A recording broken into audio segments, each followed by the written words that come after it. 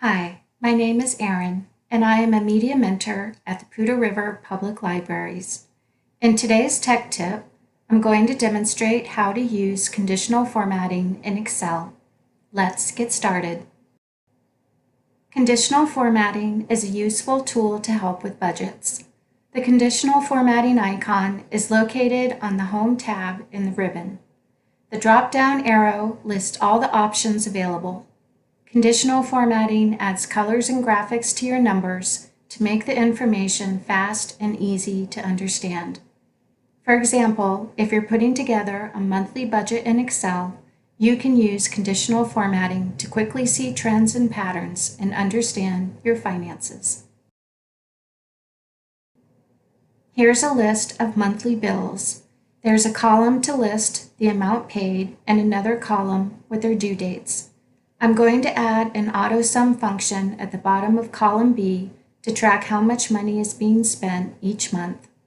Now, once bill amounts are entered, the total will be automatically updated. And we're going to see several ways that conditional formatting can help you achieve your financial goals by tracking and highlighting costs. In the first example, I'm going to highlight any bills that go over a certain amount each month. In this example, I'm going to highlight the amounts in column B, go to the conditional formatting icon at the top of the ribbon, and select Highlight Cells Rules, then Greater Than. Enter 300 in the box and click OK. Now any amount over $300 has been automatically listed in red font.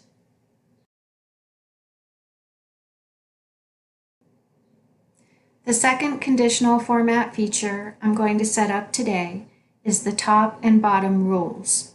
This feature helps you identify the highest cost and lowest cost bills. Highlight the data in column B, go to Conditional Formatting, and select Top and Bottom Rules. Then select Top 10 Items, and in the dialog box, change the number to 5.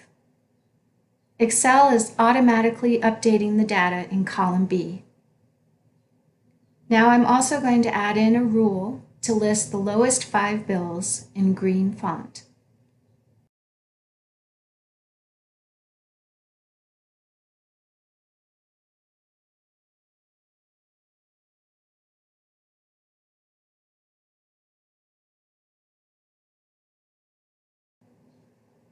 Data bars are the third conditional format option. Select the data in column B, go to the conditional formatting icon, and select Data Bars. Now you can quickly see the trends for each bill amount.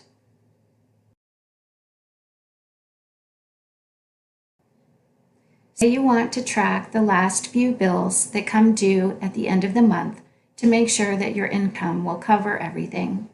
You can add formatting to quickly see the last set of bills due. For this feature, I'm going to select column C, the due dates, go to Conditional Formatting, and select Color Scales. I'm going to add the red, yellow, green selection. Now you can see that the education, loan, vacation, and retirement bills are the last bills due before next month's paycheck.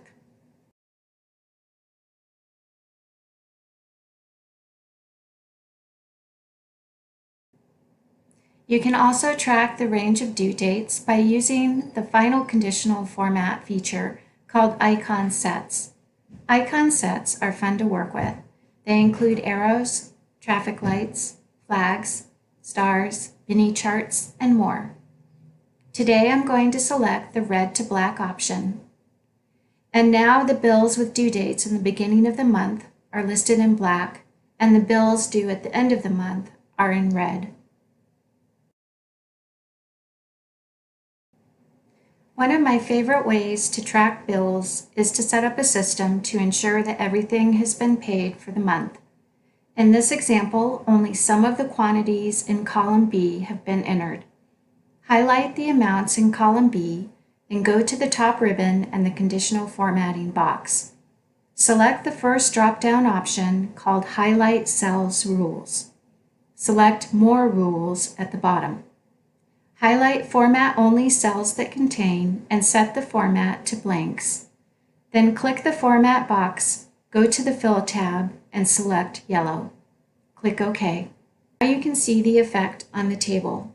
Any bill that hasn't been entered yet will automatically be highlighted. Once the payment is entered, the yellow highlighting goes away. This feature helps you stay on track and meet all your financial deadlines.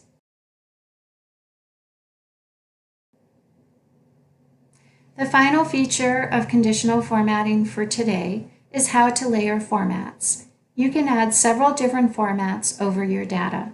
For example, you can set up a highlight rule, a data bar rule, and an icon rule all at the same time.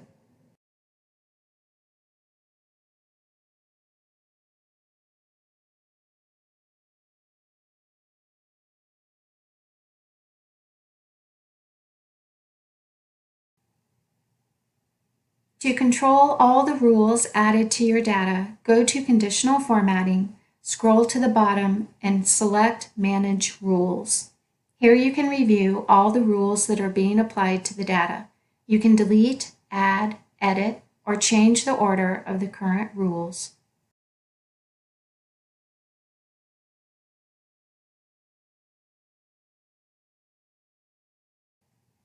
Thank you for watching this demonstration on how to use Excel's conditional formatting from the Poudre libraries. To watch more tech tips, check out the Poudre Libraries playlist on YouTube or visit our website at www.poudrelibraries.org.